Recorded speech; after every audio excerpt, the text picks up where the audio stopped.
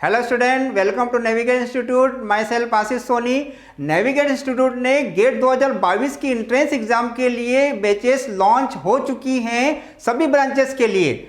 तो आप यदि इंटरेस्टेड हैं तो नीचे दिए गए डिस्क्रिप्शन में कॉन्टेक्ट नंबर पर कॉल कर सकते हैं या गूगल डॉक फॉर्म को फिलअप कर सकते हैं या फिर आप मैसेज व्हाट्सएप नंबर पर ड्रॉप कर सकते हैं। यूट्यूब चैनल में आज से अपन एक नया सब्जेक्ट स्टार्ट कर रहे हैं जिसका नाम है गेट मैथमेटिक्स। जो गेट मैथमेटिक्स हैं वो सभी ब्रांचेस के लिए कॉमन हैं। तो उसके लिए सबसे सिलेबस की यदि अपन बात करते हैं तो उसमें सबसे पहला टॉपिक आता है आपका लीनियर अलजेब्रा।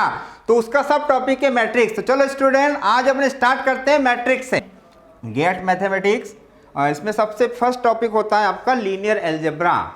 तो how can be define the linear algebra. Linear algebra में सबसे फर्स्ट टॉपिक जो होता है वो होता है आपका मैट्रिक्स। तो सबसे पहले अपन इसकी डेफिनेशन डिफाइन करेंगे कि मैट्रिक्स बेसिकली होता क्या है। मैट्रिक्स में रो और कॉलम आप सभी जानते हैं, आप सब लोगों ने पढ़ा हुआ है। तो अपन सबसे पहले इसकी डेफिनेशन स्टार्ट करते हैं। तो then we have to start the definition of matrix. तो मैट्रिक्स बेसिकली क्या होता है, एक रेक्टेंगुलर अरेंजमेंट होता है। नंबर ऑफ रो और नंबर ऑफ कॉलम के एलिमेंट्स का जो अरेंजमेंट होगा वो रेक्टेंगुलर अरे की फॉर्म में रहता है। अब रेक्टेंगुलर अरे के फॉर्म में कैसे होता है उसको अपन यहाँ पर डिस्कस करेंगे। तो जो मैट्रिक्स होता है उसको कैपिटल ब्रैकेट से आप डिफाइन करते हैं। इसमें नंबर ऑफ रो और नंबर ऑफ कॉलम के एलिमेंट्स आपके डिफाइन होंगे। तो ये है इसका नोटेशन फॉर्म, इसके अंदर एलिमेंट्स आते हैं, ठीक है। अब यहाँ पर बेसिकली जो एलिमेंट्स होगा आपका मैट्रिक्स का A11 होगा, ये जनरल फॉर्म होता है। A12 A13 and up to A1n। That means ये जो आपके पास एलिमेंट्स दिख रहे हैं ये फर्स्ट रो के हैं, ठीक है। It is denoted by the row of R1। R1 के एलिमेंट्स हैं A11 A12 A13 and up to A1n, है ना। सेकंड जो है उसका रिप्रेजेंटेशन होता है A12 से। A12 मतलब फर्स्ट रो और सेकंड कॉलम का एलिमेंट्स होता है। A11 means first row first column का element, A12 first row second column का element, A13 first row third column and up to A1n first row और n column. जो column होते हैं बेटा वो क्या होता है, फाइनाइट फॉर्म में रहते हैं। इसको आप डिफाइन करेंगे R1, मतलब जितने भी एलिमेंट्स आपको दिख रहे हैं ये बेसिकली R1 मतलब रो फर्स्ट के एलिमेंट कहलाते हैं, ठीक है। और सेकंड यहाँ A12 मतलब फर्स्ट रो सेकंड कॉलम का एलिमेंट है, A22 second row second column, A13 first row third column का एलिमेंट एंड अप टू यहाँ पर जो बेसिकली इसका जो नोटेशन फॉर्म है वो सेकंड रो फर्स्ट कॉलम में अपन डिफाइन करते हैं। सेकंड रो फर्स्ट कॉलम मतलब A21 that means second row first column, A22 second row second column, A23 second row third column and up to A2n मतलब second row और n column के elements हैं। इसी type इसको अपन define कर सकते हैं। इसका जो जनरल फॉर्म है उस फॉर्म को अपन डिफाइन करेंगे। ये रो के एलिमेंट्स हैं, ये R2 के एलिमेंट्स हैं, R3 के एलिमेंट भी हो सकते हैं, R4 के भी हो सकते हैं, R5 के भी हो सकते हैं, n अप टू यदि अपन n की बात करें ये फर्स्ट कॉलम है, ये सेकंड कॉलम, ये थर्ड कॉलम। तो यहाँ पर इसको डिफाइन कर सकते हैं। ये C1 कॉलम के एलिमेंट्स हो जाएंगे, नेक्स्ट C2 कॉलम के एलिमेंट्स हो जाएंगे, नेक्स्ट C3 कॉलम के एलिमेंट्स एंड अप टू यहाँ पर जो एलिमेंट्स होंगे वो उसको डिफाइन करेंगे AM1 मतलब यहाँ पर m रो है और फर्स्ट कॉलम है। सेकंड आप डिफाइन करेंगे AM2 के फॉर्म में, दैट मीन्स यहाँ m किसको डिफाइन कर रहे हैं, रो को और सेकंड कॉलम को। इस टाइप यहाँ पर जो जनरल फॉर्म होता है वो m और n रहेगा, मतलब यहाँ पर m रो होगी और n कॉलम होंगे। तो यहाँ पर यही जो प्लेस होती है इसके ऑर्डर को डिफाइन करती है। Order of the matrix, order of the matrix can be represented by row into column, number of row and number of column. Number of row क्या है आपके पास, m है, नंबर ऑफ रो कितनी है, m है, इनटू नंबर ऑफ कॉलम जो है वो n है। That means the matrix of the order denoted by row into column. Number of row m, number of row m है, नंबर ऑफ कॉलम n है। अब रो और कॉलम जो हैं वो हमेशा फाइनाइट फॉर्म में होना चाहिए, फाइनाइट दैट मीन्स काउंटेबल, ठीक है।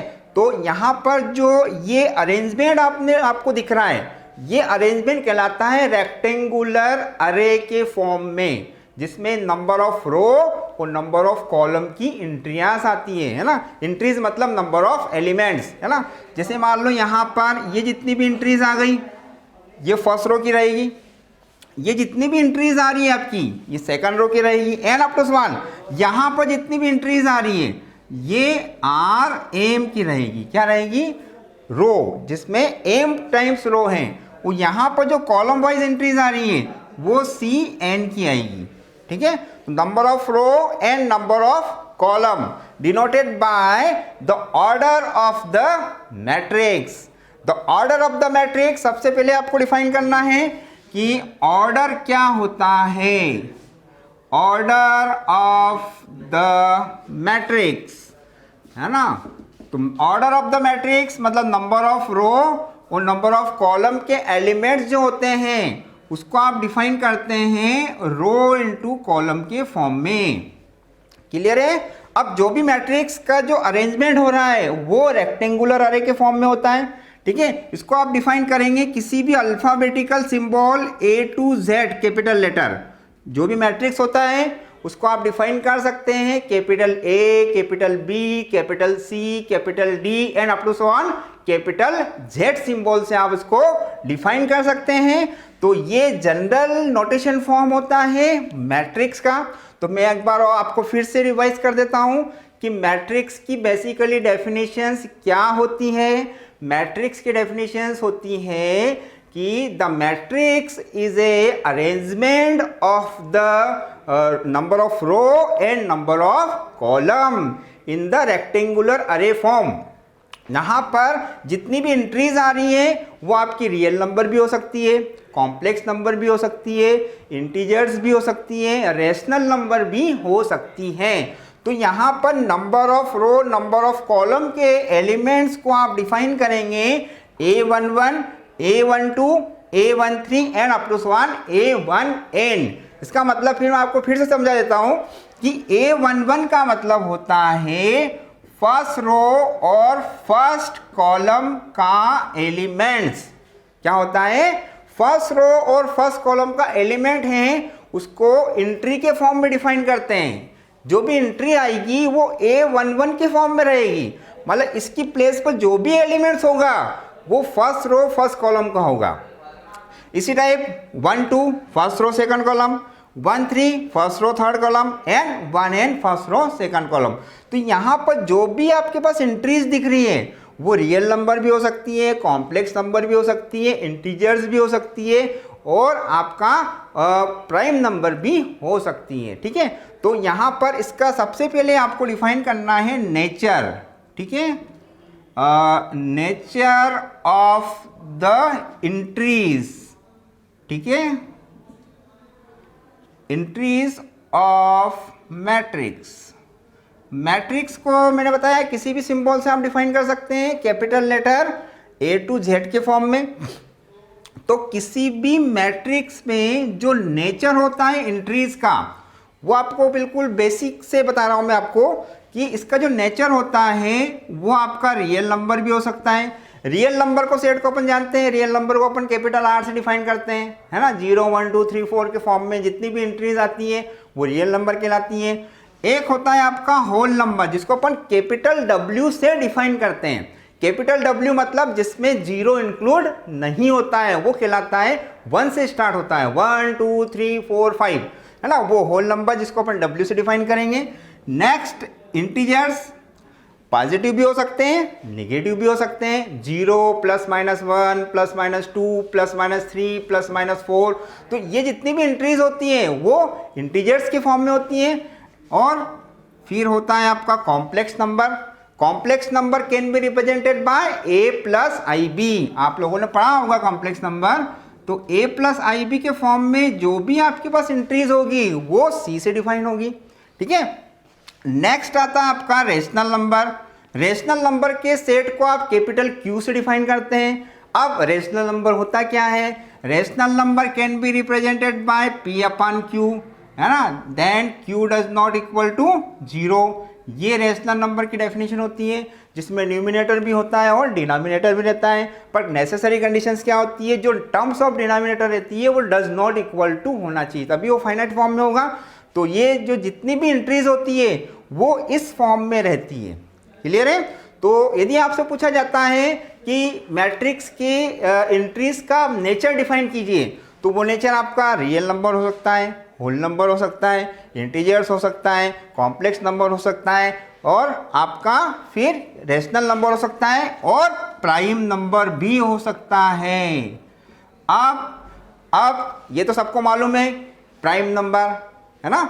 तो मैं एक बार और बता देता हूँ, प्राइम नंबर वो नंबर होता है बेटा जो स्वयं से डिवाइड होता है ना। Any number divisible by itself other than 1, मतलब 1 को अपन काउंट नहीं कर सकते हैं। जैसे फॉर एग्जांपल आपसे पूछा जाए कि प्राइम नंबर की डेफिनेशन बताइए आपको, तो प्राइम नंबर की डेफिनेशन आप क्या बोलेंगे कि ऐसा नंबर जो स्वयं से डिवाइड होता है, और ए 1 को छोड़कर, क्योंकि 1 सबको डिवाइड कर देता है। तो any number divisible by itself other than 1, it is called prime number.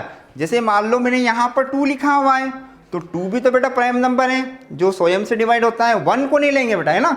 इसमें 1 काउंट नहीं होगा अदर देन 1।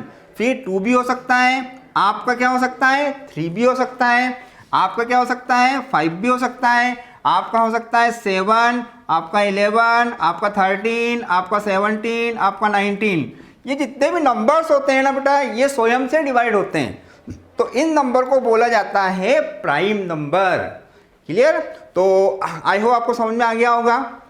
अब देखो, ये नेचर की डेफिनेशंस आपको पूरी क्लियर हो गई। ये आपका रेक्टेंगुलर अरेंजमेंट होता है, number of row number of column के फॉर्म में। यहाँ पर इसको अपन डिफाइन करते हैं order, number of row number of column can be represented by order of the matrix, है ना। ये मैंने आपको डिफाइन कर दिया है A11। अब नेक्स्ट कंडीशन आपको ये डिफाइन करना है कि यहाँ पर जितनी भी एंट्रीज हैं उसकी प्लेस वैल्यू क्या होती है ना। तो अपन इसको डिस्कस करते हैं। तो यहाँ पर थोड़ा सा मैं रफ कर देता हूँ इसको। यहाँ मैट्रिक्स के जो आपके पास एलिमेंट्स हैं, दैट मीन्स एंट्रीज हैं, उनकी अपने को प्लेस वैल्यू फाइंड आउट करना है। तो नेक्स्ट है आपकी place value of the entries of matrix. आप सबसे पहले आपको प्लेस वैल्यू डिफाइन करना है कि बेसिकली प्लेस वैल्यू क्या होती है ना। तो मैंने यहाँ पर कोई भी एक मैट्रिक्स मैंने डिफाइन करा है, किसी भी सिंबल से आप डिफाइन कर सकते हैं। मैंने कैपिटल A लिया है, ठीक है।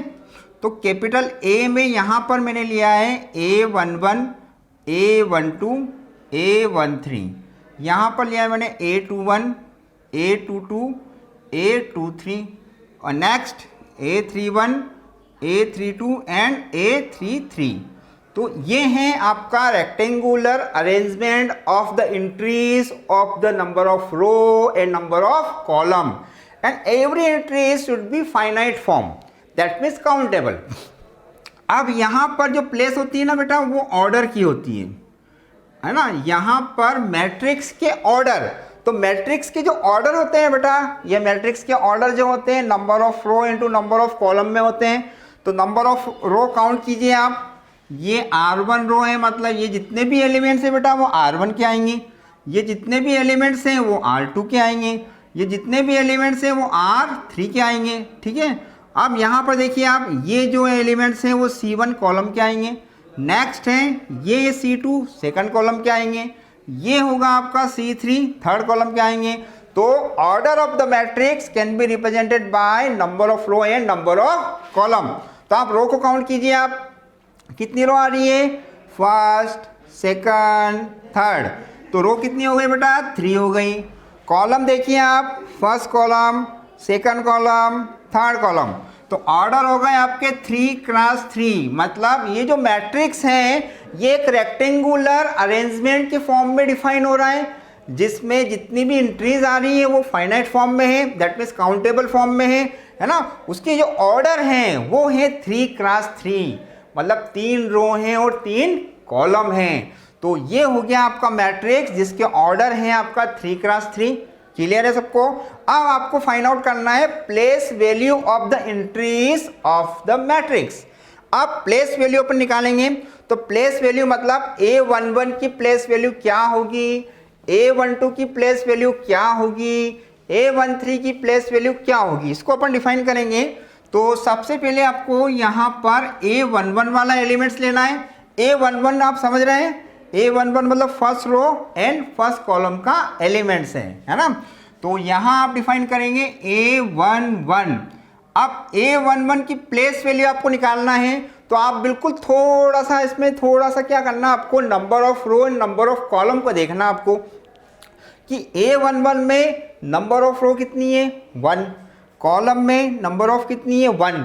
तो इसका बेसिक फार्मूला होता है -1 टू दी पावर 1 प्लस 1। जो भी रो जो भी कॉलम यहाँ पर आपके पास दिखेंगे उसको -1 की पावर में उसको ऐड कर देंगे, और वहाँ पर जो एलिमेंट्स है उसको आप एज इट इज लिख देंगे।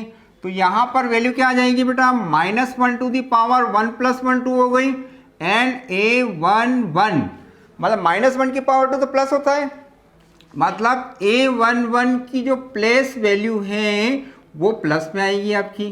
ठीक है, मतलब आपसे पूछा जाए कि A11 की प्लेस वैल्यू कितनी है, तो आप क्या बोलेंगे, इसको प्लस बोलेंगे। ठीक है, फिर आपको नेक्स्ट एलिमेंट्स की प्लेस वैल्यू डिफाइन करना है।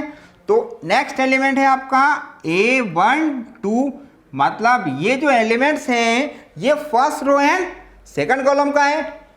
तो फार्मूला क्या हो जाएगा, -1 to the power first row and second column, और A12, it is clear, 2 plus 1 3 हो जाएगा, that means -1 to the power 3 हो गया।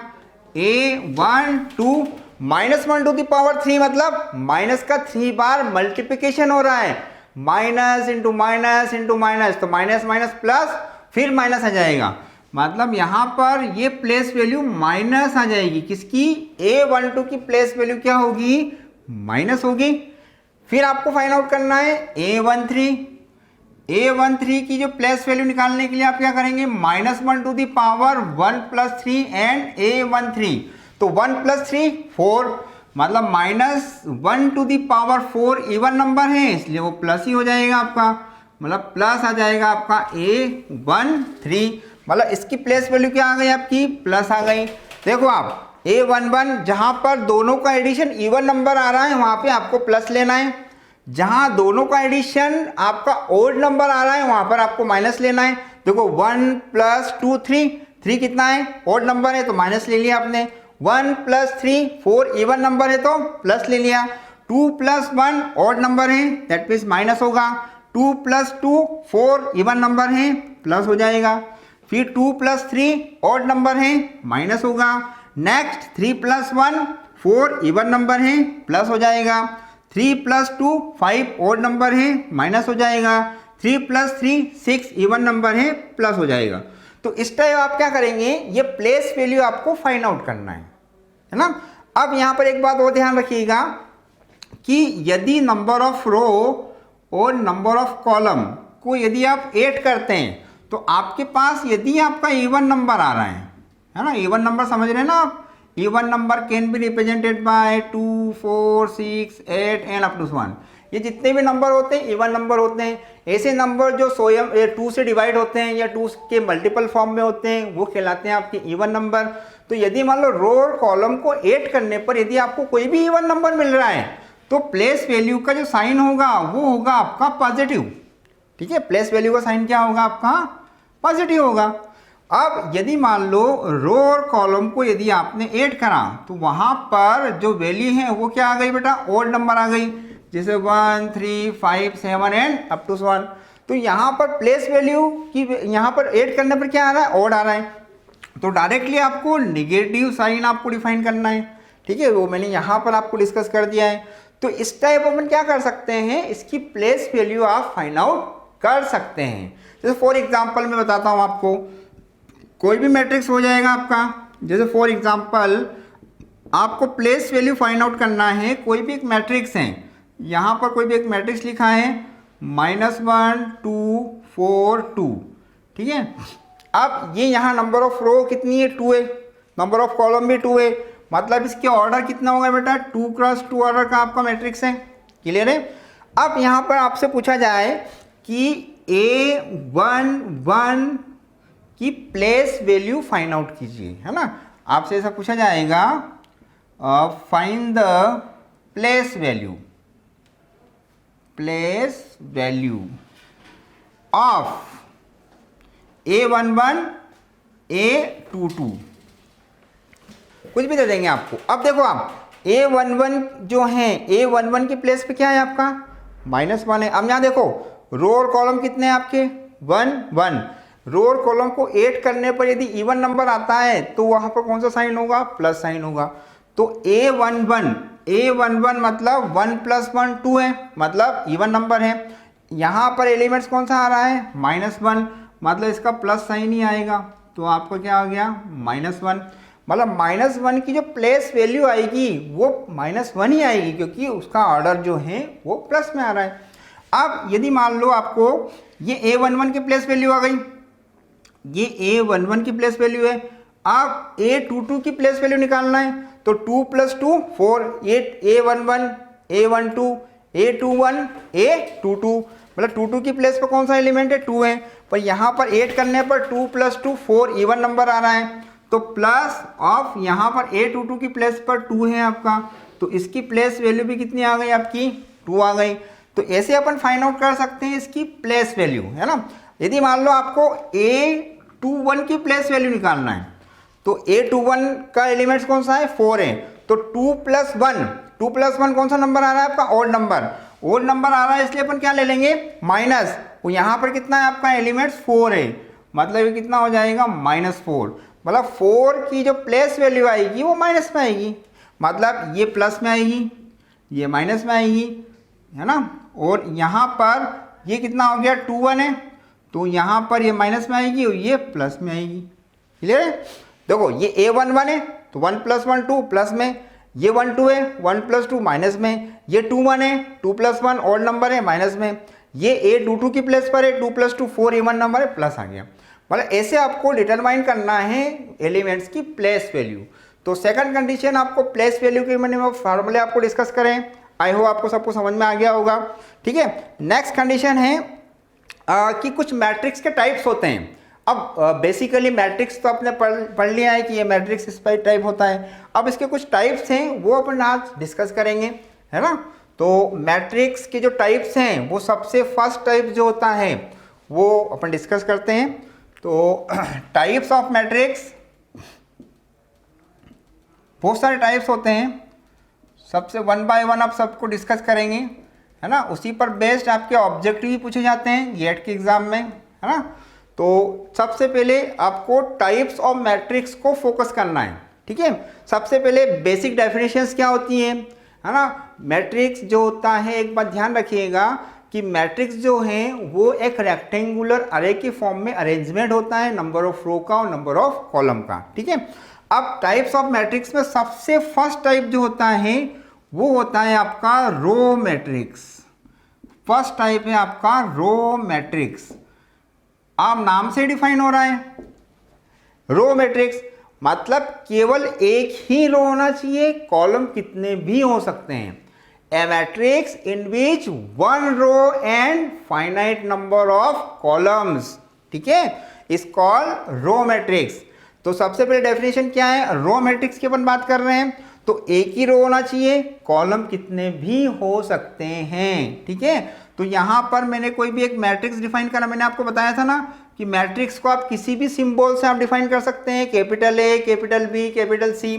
अब आपको केवल यहाँ पर एक ही रो डिफाइन करना है। यहाँ पर मैंने एलिमेंट्स लिया A11 मतलब फर्स्ट रो फर्स्ट कॉलम का एलिमेंट है, A12 first row second column का है, n comma A13 n up to 1 A1n, मतलब यहाँ पर रो कितनी आ रही है 1 आ रही है, जबकि कॉलम कितने हैं n है, तो इसके ऑर्डर कितने हो गए 1 क्रॉस n। तो आप डेफिनेशन कैसे डिफाइन करेंगे? A matrix in which only one row and column.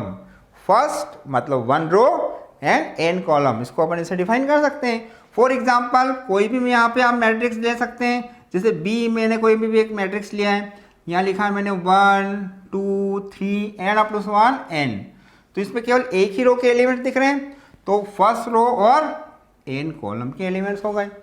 For example कोई भी सी मैंने कोई भी एलिमेंट्स लिया है, यहाँ पर 1 4 और 9 है, ठीक है। तो रो कितनी है बेटा इसमें? रो तो केवल एक ही है। कॉलम कितने हैं? 1 2 3, मतलब इसके जो ऑर्डर हैं वो कितने हो गए? 1 क्रॉस 3, मतलब फर्स्ट रो एंड 3 कॉलम।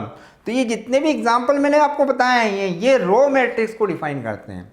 तो एक बात ध्यान रखिएगा, रो मैट्रिक्स में केवल एक ही रो होती है और कॉलम आप कितने भी ले सकते हैं, बट वो फाइनाइट फॉर्म में होना चाहिए, ठीक है। तो ये हो गई आपकी रो मैट्रिक्स की डेफिनेशन। फिर नेक्स्ट अपन डिफाइन करेंगे कि कॉलम मैट्रिक्स क्या होता है। अब कॉलम इसका जस्ट अपोजिट है, जिसमें एक कॉलम होगा और रो कितनी हो सकती है? फाइनाइट हो सकती है, ठीक है।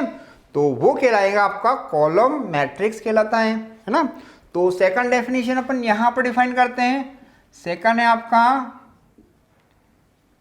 कॉलम मैट्रिक्स, ठीक है। तो a matrix in which only one column, ठीक है, और उसमें कितने रो होंगी? फाइनाइट होंगी, है ना। तो यहाँ पर आप एग्जांपल दे सकते हैं, कोई भी एक मैट्रिक्स है जो मैं कॉलम के फॉर्म में डिफाइन कर रहा हूँ। यहाँ पर मैंने लिया A11, ठीक है, A12 21 आ गया, A31 आ गया, n up to 1, AM cross 1, मतलब M1 आ गया। अब देखिए आप यहाँ केवल कॉलम को ही आप डिफाइन कर रहे हैं, तो कॉलम ही दिखेगा आपको, रो नहीं दिखेगी, है ना। अब कॉलम कितने हैं इसमें? एक ही कॉलम है। अब रो कितनी है? फाइनाइट है। कितनी रो ली मैंने? m। तो 1 क्रॉस m जो है वो इसके ऑर्डर कहलाते हैं, जिसमें एक कॉलम है और m रो हो सकती है। ये first row, second row, third row and m times row हो गई। तो इस टाइप का जो एग्जाम्पल होता है वो कॉलम को डिफाइन करता है, ठीक है। थर्ड जो है बेटा, थर्ड है आपका डायगोनल मैट्रिक्स, ठीक है, डायगोनल मैट्रिक्स। अब ये number of types of matrix हैं। तो अब डायगोनल मैट्रिक्स का मतलब क्या होता है कि ऐसा कोई भी मैट्रिक्स जिसमें केवल डायगोनल के एलिमेंट्स ही प्रेजेंट होते हैं और दूसरे एलिमेंट्स सब जीरो होते हैं, ठीक है। अब वो कैसे? जैसे मान लो फॉर एग्जांपल कोई भी एक मैट्रिक्स है, a matrix in which only define diagonally matrix and other matrix will be zero. जैसे मान लो यहाँ पर मैंने कोई भी एलिमेंट्स लिया A11, बाकी एलिमेंट्स को मैंने जीरो ले लिया, यहाँ लिया जीरो, A22, बाकी एलिमेंट्स को मैंने जीरो ले लिया, यहाँ लिया जीरो जीरो एंड A33। अब देखिए बेटा इसके ऑर्डर कितने होंगे? ये number of row and number of column. देखो first row, second row, third row, first column, second column, third column. तो ऑर्डर कितने हो गए इसके? 3 क्रॉस 3। अब देखिए बेटा ये जो एलिमेंट्स आ रहे हैं ये केवल डायगोनल के एलिमेंट्स हैं, ठीक है। तो a matrix in which define only diagonally elements and other elements will be zero. इसके दूसरे जितने भी एलिमेंट्स आ रहे हैं, देखो आप इधर देखिए तो जीरो है, उधर देखिए तो जीरो है। तो ये जो मैट्रिक्स कहलाता है ये बेसिकली डायगोनल कहलाता है। अब यहाँ पर आप बोलेंगे कि सर ये भी तो एक डायगोनल है ना। बिल्कुल सही है, आपका कहना बिल्कुल सही रहेगा कि सर ये भी तो डायगोनल है। आपने केवल इसी डायगोनल को बोला, तो केवल अपन बेटा इसको प्रिंसिपल डायगोनल को ही डिफाइन करते हैं।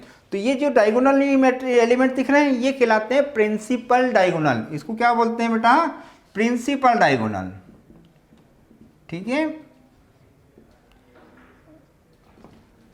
ठीक है। तो ये प्रिंसिपल डायगोनल्स के एलिमेंट को ही अपन काउंट करते हैं। तो ये जो एलिमेंट ये भी डायगोनल है, बट ये प्रिंसिपल डायगोनल नहीं कहलाता है। तो तो आपसे ये भी पूछा जाता है कि प्रिंसिपल डायगोनल्स के एलिमेंट्स फाइंड आउट कीजिए, तो आपको यही एलिमेंट्स डिफाइन करना है, तो ये कहलाते हैं प्रिंसिपल डायगोनल्स के एलिमेंट। अब इसको अपन रिप्रेजेंट कर सकते हैं डी आई जी मतलब डायगोनल के एलिमेंट्स आप लेंगे। देखो आप यहाँ पर A11 A22 एंड A33, तो it is a definition of diagonal matrix. मैं आपको फिर से रिपीट कर देता हूं कि डायगोनल मैट्रिक्स ऐसा मैट्रिक्स होता है जिसमें केवल प्रिंसिपल डायगोनल्स के एलिमेंट ही प्रेजेंट होते हैं, वो बाकी एलिमेंट्स जीरो होते हैं। मैट्रिक्स ओके, समझ में आ गया आपको? प्रिंसिपल डायगोनल ये होता है आपका, है ना, A11 A22 A3। इसका जो नोटेशन फॉर्म होता है ये डायगोनल ऑफ एलिमेंट, जितने भी एलिमेंट्स होते हैं उसको अपन DIG के फॉर्म में डिफाइन करते हैं, और A11 A22 एंड A33 के फॉर्म में। ठीक है, अब नेक्स्ट अपन डेफिनेशन डिफाइन करेंगे। आपका आता है नेक्स्ट स्क्वायर मैट्रिक्स। अब बेसिकली जो मैट्रिक्स होता है वो उसका फोर्थ वाला जो टाइप्स हैं वो है आपका स्क्वायर मैट्रिक्स। अब स्क्वायर मैट्रिक्स बेसिकली होता क्या है? स्क्वायर मैट्रिक्स का मतलब होता है जितने नंबर ऑफ रो हैं, जितने नंबर ऑफ कॉलम्स हैं, वो दोनों इक्वल होना चाहिए। A matrix in which number of row and number of column should be same is called the square matrix. मतलब नंबर ऑफ रो को अपन ने कैसे डिफाइन करा है? R से डिफाइन करा है ना। कोई भी मैट्रिक्स में नंबर ऑफ रो जो अपन काउंट करते हैं तो R1 R2 R3 के फॉर्म में फाइंड आउट करते हैं। तो नंबर ऑफ रो और नंबर ऑफ कॉलम यदि मान लो आपके इक्वल हैं तो वो कहलाएगा स्क्वायर मैट्रिक्स, है ना। तो स्क्वायर मैट्रिक्स में number of row and number of column जो होते हैं वो सेम होते हैं। ठीक है, जैसे मान लो कोई भी आपका एक मैट्रिक्स है जिसको अपन किसी भी नोटेशन फॉर्म से आप डिफाइन कर सकते हैं। कैपिटल लेटर A मैंने लिया है यहाँ पे, तो ये 1 2 3 और 4 ये सभी एलिमेंट्स हैं। अब देखो नंबर ऑफ रो कितनी है? 2 है। नंबर ऑफ कॉलम कितने हैं? 2 है। तो नंबर ऑफ रो और नंबर ऑफ कॉलम ये इसके ऑर्डर डिफाइन करते हैं। Number of row number of column same है, इसलिए 2 क्रॉस 2 ऑर्डर का ये स्क्वायर मैट्रिक्स है। इसी टाइप आपका और भी मैट्रिक्स होता है जिसमें 3 क्रॉस 3 रो हो सकती है, कॉलम हो सकते हैं, 4 क्रॉस 4, 5 क्रॉस 5, और यदि मान लो n क्रॉस n आ जाता है कि नंबर ऑफ रो और नंबर ऑफ कॉलम यदि फाइनाइट फॉर्म में है और सेम है तो उसको बोला जाता है आपका स्क्वायर मैट्रिक्स। जैसे मैंने यहाँ पर लिखा है 1 -1 2 एंड 2 -1 3 -1 3 एंड 4। तो नंबर ऑफ रो को आप काउंट कीजिए 1 2 3, नंबर ऑफ कॉलम को काउंट करेंगे 1 2 3, तो ऑर्डर आप डिफाइन करेंगे 3 क्रॉस 3। तो ये जितने भी आपके पास मैट्रिक्स के जितने भी एग्जाम्पल हैं ये 2 क्रॉस 2 में भी हो सकते हैं, 3 क्रॉस 3 में भी हो सकते हैं, 4 क्रॉस 4 में भी हो सकते हैं जिसके ऑर्डर आपके 4 क्रॉस 4 हो, है ना। यहाँ पर finite number of arrangement of the elements in rectangular form होता है। फिर 5 क्रॉस 5 भी हो सकता है ना, एन अप टू 1। ये इस टाइप्स के जितने भी एग्जाम्पल्स हैं वो सब स्क्वायर मैट्रिक्स के अकॉर्डिंग आपके आएंगे। तो स्क्वायर मैट्रिक्स सबको समझ में आ गया।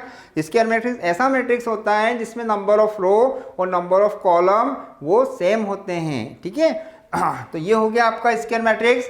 नेक्स्ट है आपका स्केलर डायगोनल, है ना। जैसे डायगोनल की डेफिनेशन अपन पढ़ चुके हैं। ये डायगोनल ये प्रिंसिपल डायगोनल्स प्रेजेंट होना चाहिए और अदर्स एलिमेंट्स 0 होना चाहिए। अब नेक्स्ट है आपका स्केलर। ठीक है, स्केलर डायगोनल। अब स्केलर डायगोनल मतलब ऐसा कोई भी मैट्रिक्स जिसमें डायगोनल के एलिमेंट्स इक्वल होना चाहिए। मतलब a matrix in which principal diagonal of element are equal is called the scalar diagonal.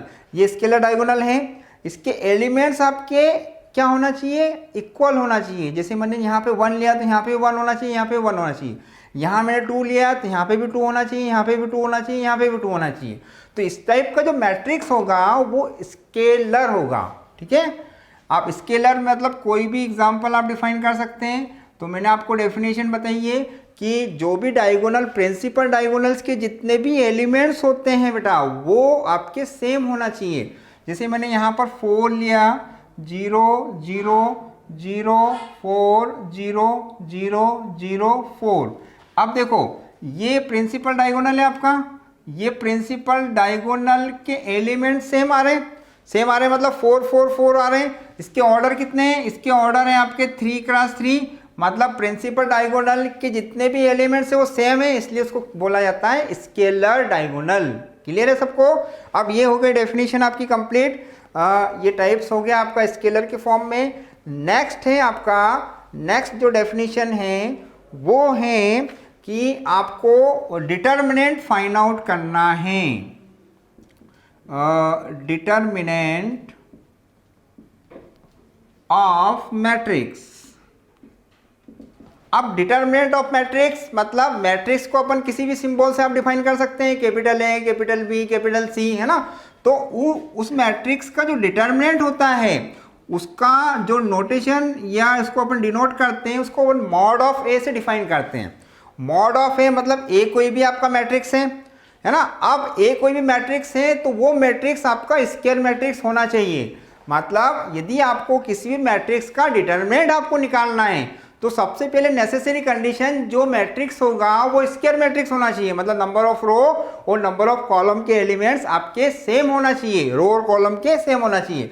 तो इस टाइप्स का जो मैट्रिक्स होता है ना उसी का ही आप डिटर्मिनेंट्स फाइंड आउट कर सकते हैं। तो सबसे पहले आपको ध्यान रखना है कि यदि मैट्रिक्स का डिटर्मिनेंट्स निकालना है तो बेसिकली वो मैट्रिक्स जो है वो स्क्वायर मैट्रिक्स के फॉर्म में होना चाहिए, number of row and number of column आपके सेम होना चाहिए। तो उसका जो नोटेशन फॉर्म होता है जिसको अपन डिफाइन करते हैं उसको मॉड ऑफ ए से डिफाइन करते हैं, या फिर एक सिंबल और होता है, ठीक है, उसको बोलते हैं DET। DET that means short form of determinant. ये कोई भी मैट्रिक्स है, यहाँ पर जो मैंने मैट्रिक्स आपको डिफाइन करा है वो आपका स्क्वायर मैट्रिक्स है, that means number of row and number of column जो है वो सेम होना चाहिए। यहाँ पर भी जो मैट्रिक्स है वो भी आपका सेम है, number of row number of column same है, तभी उसका अपन डिटर्मिनेंट फाइंड आउट कर सकते हैं। अब डिटर्मिनेंट्स अपन कैसे निकालते हैं उसका आप एग्जाम्पल देखेंगे, ठीक है।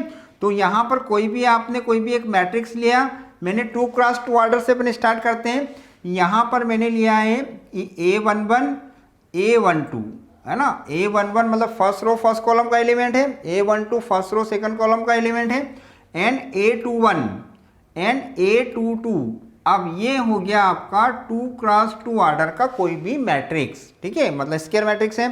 अब इसका आपको डिटर्मिनेंट्स निकालना है तो बिल्कुल सही बहुत इजी तरीका है कि यहाँ पर जो प्रिंसिपल डायगोनल आ रहा है ये यहाँ पर कोई भी आएगा, इनका आपको मल्टीप्लाई करना है, मतलब A11 का मल्टीप्लाई A22 में करेंगे, फिर माइनस लेके फिर आपको इसका मल्टीप्लिकेशन करना है सेकंड वाले डायगोनल का। ये 2 क्रॉस 2 की बात कर रहा हूँ मैं आपको, है ना। तो यहाँ पर देखिए आप इसका मल्टीप्लाई इसके साथ होगा, मतलब A11 का मल्टीप्लिकेशन A22 के साथ हो रहा है, फिर माइनस आपको लेना है, फिर A12 या A21 का मल्टीप्लाई A12 के साथ होगा, है ना। किसी भी टाइप मल्टीप्लाई कर सकते हैं आप, A12 पहले ले सकते हैं, A21 बाद में भी लिख सकते हैं, है ना। तो A21 इंटू A12। तो इस टाइप्स का जो आपके पास सॉल्यूशन मिलेगा वो कहलाता है आपका डिटर्मिनेंट ऑफ मैट्रिक्स।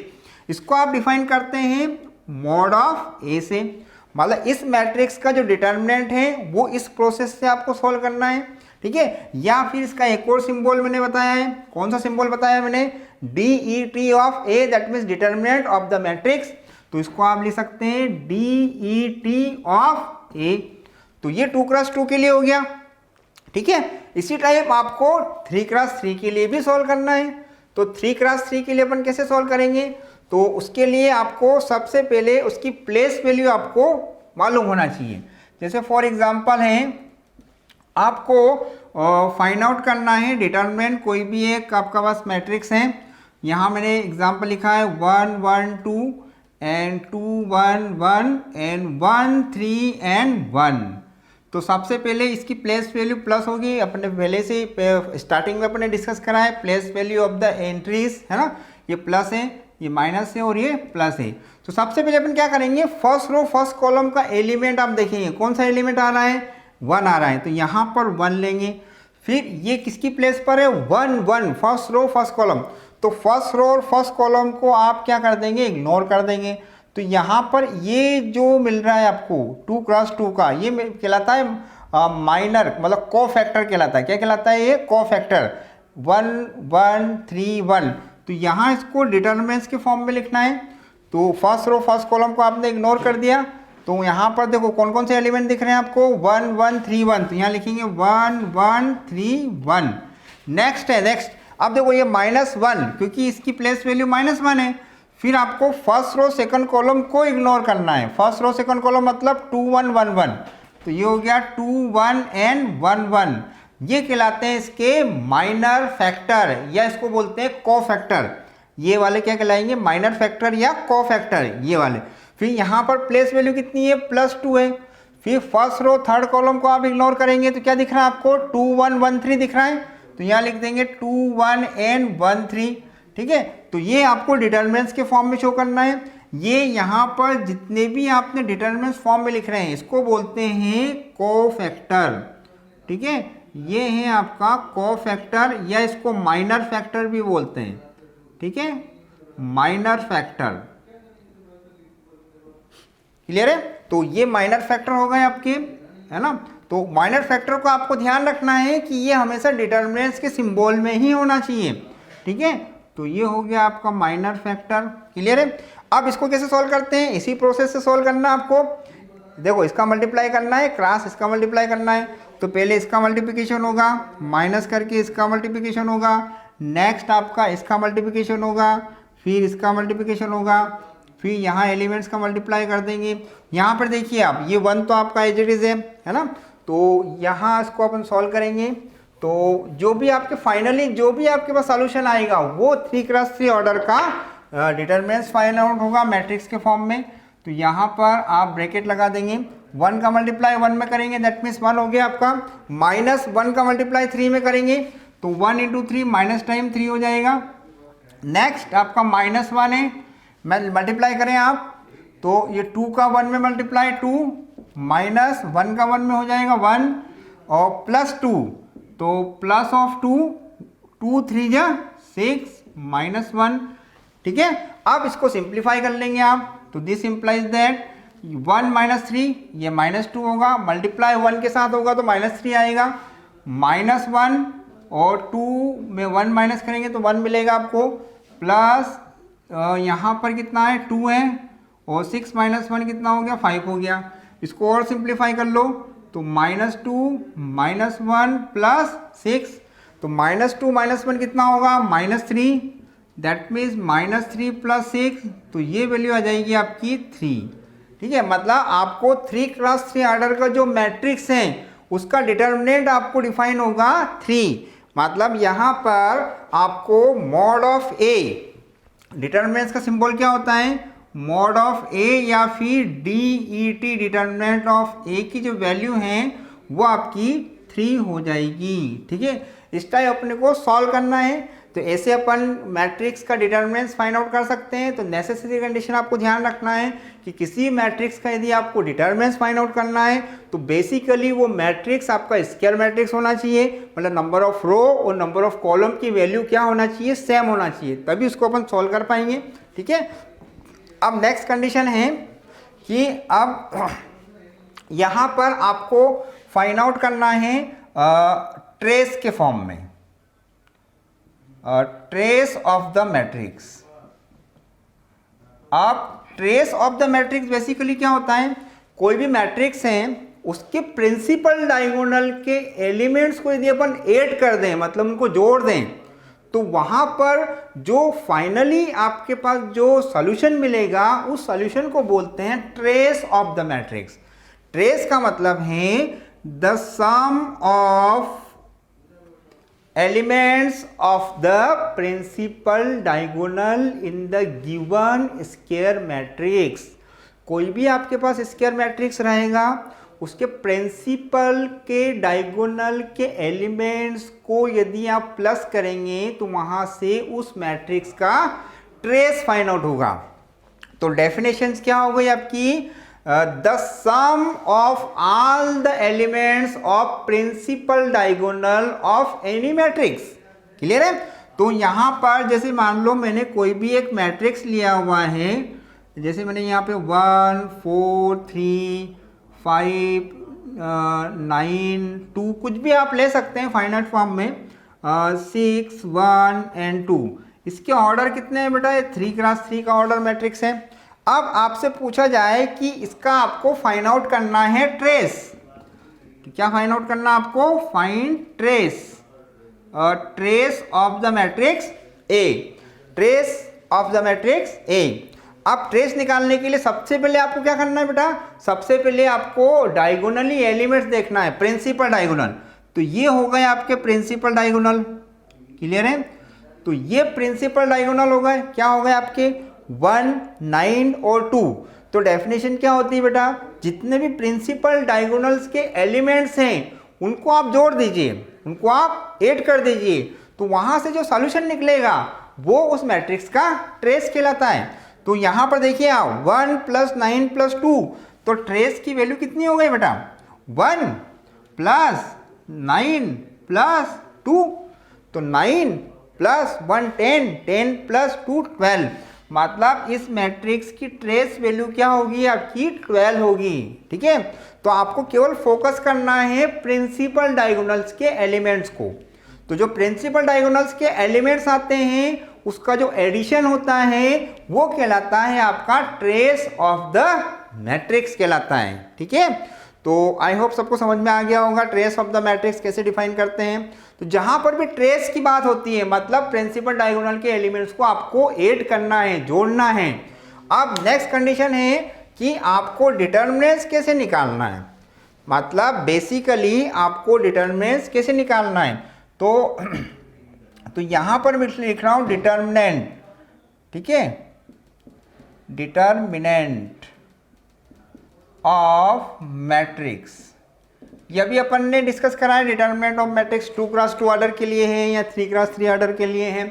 तो यहाँ पर एक शॉर्ट फॉर्म है कोई भी आपके पास मैट्रिक्स है ना, अब वो मैट्रिक्स में यहाँ लिख रहा हूँ 1 2 3 0 4 1 0 0 एंड 9, ये कोई भी मैट्रिक्स है।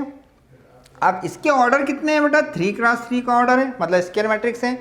अब यदि आपसे पूछा जाए कि इसका ट्रेस निकालिए तो आप क्या करेंगे? ये प्रिंसिपल डायगोनल हो गया आपका, तो प्रिंसिपल डायगोनल के एलिमेंट्स आप ऐड कर देंगे तो ट्रेस मिल जाएगा। यदि आपको बोला जाए कि इसका डिटर्मिनेंट्स निकालिए, है ना, मतलब डिटर्मिनेंट्स ऑफ ए निकालना है, मतलब इसको आप डिफाइन करेंगे dt ऑफ ए, तो आपको कुछ नहीं करना है, जो प्रिंसिपल डायगोनल्स के एलिमेंट्स आ रहे हैं बेटा उनको आपको मल्टीप्लिकेशन करना है। The product of all elements of diagonal of the given matrix is called the determinant of matrix।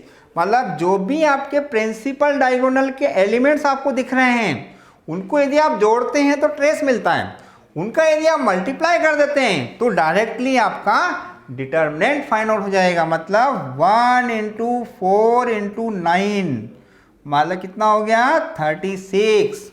9 × 4 36 × 1 that में 36। अब 36 डायरेक्टली आप सॉल्व कर सकते हैं बट इसमें थोड़ी सी कंडीशन आपको याद रखना है कि इसमें कुछ डेफिनेशंस हैं जिसके करस्पॉन्डिंग आप डिटर्मिनेंट्स फाइंड आउट कर सकते हैं। ये तो शॉर्ट फॉर्म हो गया। अब नेक्स्ट टॉपिक जो होता है, ये जो यहाँ पर जो मैंने आपको मैट्रिक्स लिखा है, इसे मैट्रिक्स के जो इधर वाले एलिमेंट्स हैं, बिलो एलिमेंट है ना, तो the below elements of the principal diagonal should be 0। ये बिलो एलिमेंट्स, इसको बोलते हैं अपर ट्रायंगुलर मैट्रिक्स। क्या बोला जाता है इसको? Upper triangular matrix. Upper triangular matrix या लोअर ट्रायंगुलर मैट्रिक्स, है ना। तो लोअर मतलब इधर 0 होंगे, ठीक है, इधर बिलो एलिमेंट 0 हैं तो अपर। यदि मान लो एबव एलिमेंट्स 0 हैं, डायगोनल एलिमेंट्स के एबव है मतलब ऊपर वाले एलिमेंट सब 0 हैं, तो वो आपका लोअर ट्रायंगुलर कहलाता है, ये कहलाएगा आपका अपर ट्रायंगुलर मैट्रिक्स। ठीक है, तो upper triangular and lower triangular, तो ये कौन सा मैट्रिक्स हो गया आपका? ये हो गया आपका अपर ट्रायंगुलर। ठीक है, अपर ट्रायंगुलर मैट्रिक्स ऐसा मैट्रिक्स होता है जिसके डायगोनली, प्रिंसिपल डायगोनली एलिमेंट्स के बिलो एलिमेंट, इसके नीचे वाले एलिमेंट जो हैं वो सभी एलिमेंट 0 होते हैं, तो वो कहलाता है अपर ट्रायंगुलर।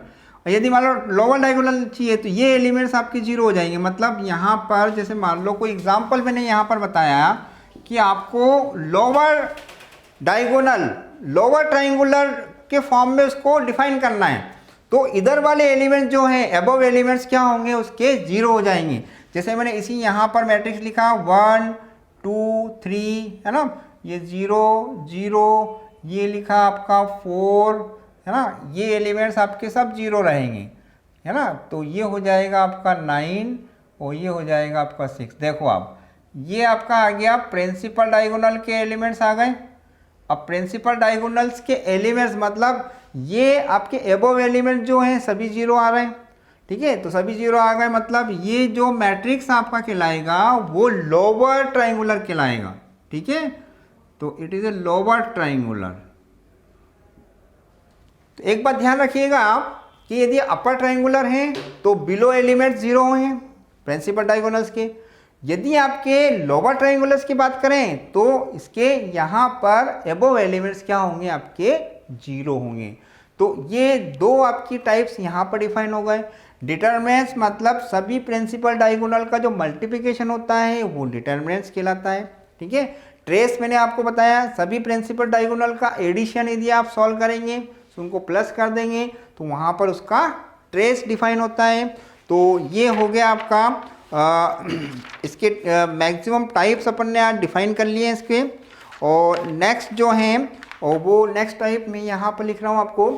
फिर यदि आपसे पूछा जाए कि इक्वल मैट्रिक्स क्या होते हैं, स्क्वायर मैट्रिक्स तो सबने डिफाइन करा है जिसमें number of row and number of column के एलिमेंट्स आपके सेम होते हैं, है ना, वो कहलाते हैं आपके स्क्वायर मैट्रिक्स। अब इक्वल मैट्रिक्स नेक्स्ट टॉपिक है आपका टाइप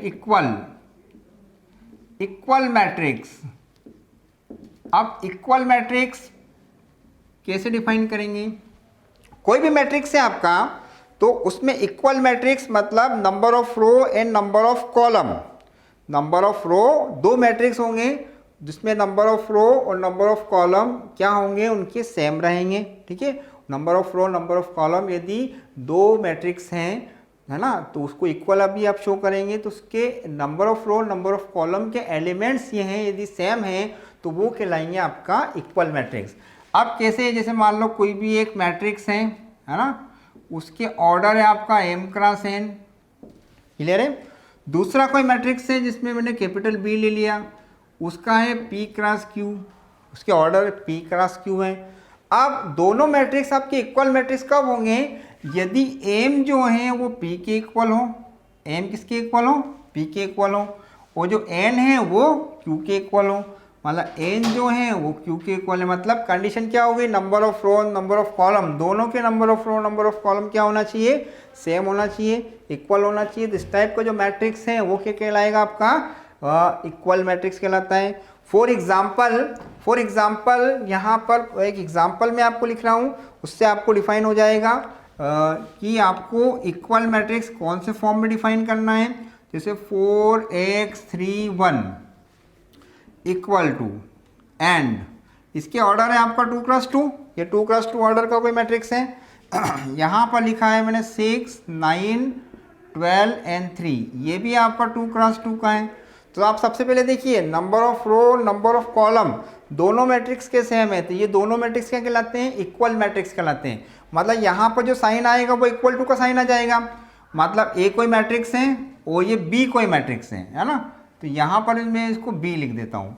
तो दोनों मैट्रिक्स इक्वल हैं, मतलब a इक्वल टू b है, क्योंकि number of row number of column दोनों के सेम है। अब इनको आप इक्वल ले सकते हैं, मतलब ये 4x 3 1 है ना, इक्वल टू यहाँ ले सकते हैं 6 9 एंड 12 एंड 3। अब यदि दोनों के रो दोनों के कॉलम के एलिमेंट्स यदि सेम है तो अब उसका कंपैरिजन आप कर सकते हैं। यदि आपसे पूछा जाए कि x की वैल्यू निकालो तो आप डायरेक्टली x की वैल्यू कंपैरिजन करके आप 9 निकाल सकते हैं, क्योंकि x इक्वल टू 9 हो गया, ठीक है। इस टाइप अपन इक्वल मैट्रिक्स के फॉर्म में आप कुछ भी अननोन वेरिएबल की वैल्यू फाइंड आउट कर सकते हैं, ठीक है। तो ये हो गया आपका इक्वल मैट्रिक्स। 3 क्रॉस 3 के ऑर्डर में भी हो सकता है, 4 क्रॉस 4 के ऑर्डर में भी वो डिफाइन हो सकता है, ठीक है। तो इस टाइप्स की जो एग्जाम्पल आएंगे वो होंगे आपके इक्वल मैट्रिक्स के। नेक्स्ट है आपका आइडेंटिटी मैट्रिक्स। अब आइडेंटिटी मैट्रिक्स ऐसा मैट्रिक्स होता है बेटा जिसमें डायगोनली एलिमेंट्स जो होते हैं वो यूनिट फॉर्म में होते हैं, है ना, उसको बोलते हैं आइडेंटिटी मैट्रिक्स या यूनिट भी बोला जाता है, यूनिट मैट्रिक्स।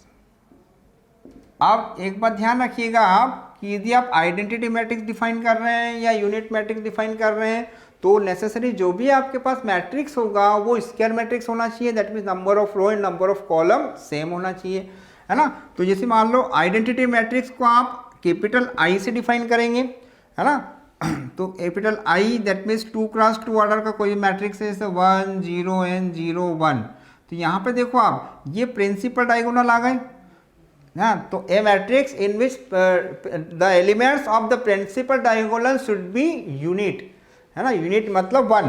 ये प्रिंसिपल डायगोनल्स के एलिमेंट्स यदि यूनिट हैं वो आपका स्क्वायर मैट्रिक्स हैं, ठीक है, 2x2 के ऑर्डर में, तो वो कहलाएगा आपका आइडेंटिटी या यूनिट मैट्रिक्स कहलाता है। इसको आप डिफाइन करेंगे DIG डायगोनल ऑफ 1, 1, मतलब ये प्रिंसिपल डायगोनल्स के एलिमेंट्स 1 है 2x2 के ऑर्डर में, तो इसकी बेसिक वैल्यू जो होती है वो हमेशा 1 होती है ना। ये 2x2 है तो इसको आप I2 से भी डिफाइन कर सकते हैं। I2 can be represented bye 2x2 order of the square matrix in which principal diagonals of the elements should be unit. It is denoted by DIG of 1 1 equal to 1. Clear. अब यदि मान लो आपसे पूछा यहाँ पर I3 आ गया, I3 मतलब 3x3 order, 3x3 order मतलब 1 0 0 0 1 0 and 0 0 1। यहाँ पर देखिए ये 3x3 ऑर्डर का मैट्रिक्स हो गया। यहाँ पर देखो प्रिंसिपल डायगोनल जो है वो सब यूनिट के फॉर्म में, तो इसको आप डिफाइन करेंगे DIG of 1 1 and 1। Diagonal elements जो है प्रिंसिपल डायगोनल 1 1 है, तो इसको सॉल्व करने पर ये भी वैल्यू 1 आती है ना। इसी टाइप इसको I4 से भी डिफाइन कर सकते हैं, 4x4 5x5। जितने भी स्क्वायर मैट्रिक्स में जो प्रिंसिपल डायगोनल्स के फॉर्म होते हैं वो यूनिट फॉर्म में होते हैं, तो वो कहलाएगा आपका यूनिट मैट्रिक्स या आइडेंटिटी मैट्रिक्स, ठीक है। तो ये हो गया आपका आइडेंटिटी मैट्रिक्स। नेक्स्ट है आपका नल मैट्रिक्स। ये भी सब टाइप्स हैं इसके। नल मैट्रिक्स मतलब ऐसा मैट्रिक्स जिसमें सभी एलिमेंट जीरो होते हैं, सभी एलिमेंट जो हैं वो जीरो होते हैं। नेक्स्ट है आपका नल मैट्रिक्स।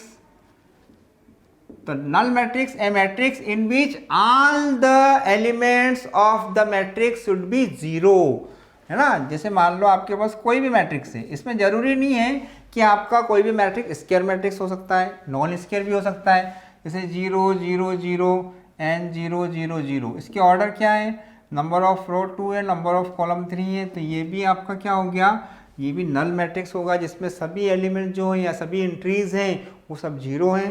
तो इस टाइप के जो मैट्रिक्स होते हैं वो आपके नल मैट्रिक्स कहलाते हैं, ठीक है। तो वो ऑर्डर आपके स्क्वायर भी हो सकते हैं, नहीं भी हो सकते हैं, है ना। तो नेक्स्ट है आपका, तो ये है। और नेक्स्ट जो है नेक्स्ट टाइप है आपका अपर ट्रायंगुलर लोअर ट्रायंगुलर, जो कि अपन ने पहले ही डिस्कस करा है। अपर ट्रायंगुलर जिसमें आपके प्रिंसिपल डायगोनल्स के आपके बिलो एलिमेंट सब जीरो होते हैं, वो अपर ट्रायंगुलर्स कहलाता है। और यदि मान लो अबव एलिमेंट सभी एलिमेंट जीरो हैं प्रिंसिपल डायगोनल्स के, तो वो लोअर ट्रायंगुलर मैट्रिक्स कहलाता है, ठीक है। और नेक्स्ट है आपका